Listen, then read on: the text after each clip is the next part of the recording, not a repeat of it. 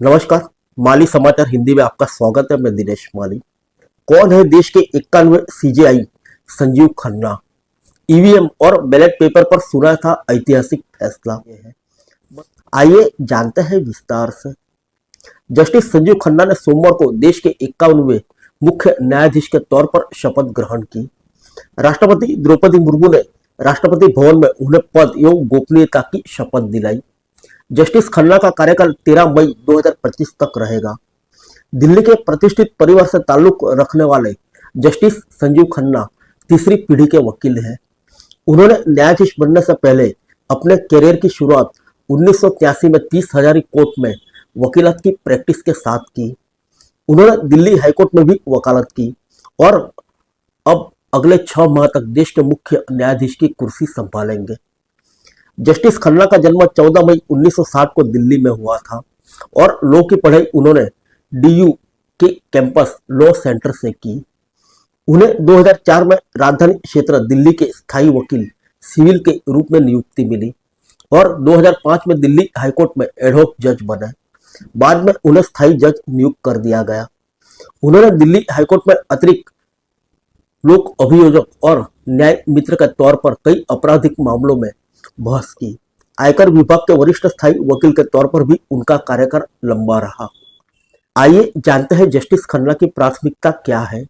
बतौर सीजेआई लंबित मामलों की संख्या घटाना और न्याय प्रदान करने में तेजी लाना उनकी प्राथमिकता है।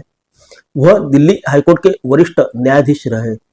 जस्टिस देवराज खन्ना के पुत्र और सर्वोच्च न्यायालय के जाने माने पूर्व न्यायाधीश जस्टिस HR खन्ना के भतीजे हैं।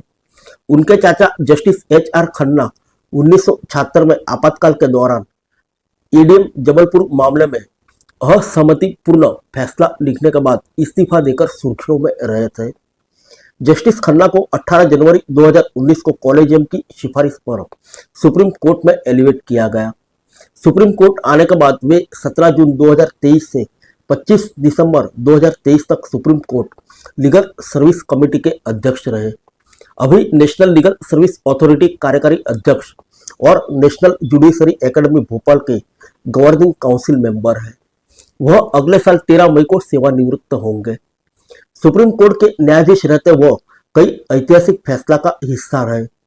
जस्टिस खन्ना की अध्यक्षता वाली पीठ ने 26 अप्रैल को ईवीएम में हेरफेर का संदेह को निराधार करार दिया और पुरानी बैलेट पेपर प्रणाली वापस लौटने की मांग को खारिज कर दिया।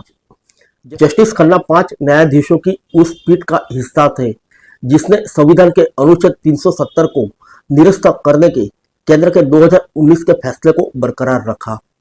जस्टिस खन्ना की पीठ ने पहली बार तत्कालीन मुख्यमंत्री केजरीवाल को आबकारी नीति घोटालों के मामलों में लोकसभा चुनाव के प्रचार के लिए 1 जून तक अंतरिम जमानत दी थी। फिर मिलेंगे अगले बुलेटिन में अन्य किसी खबर के साथ। तब तक के लिए इजाजत दीजिए। नमस्कार।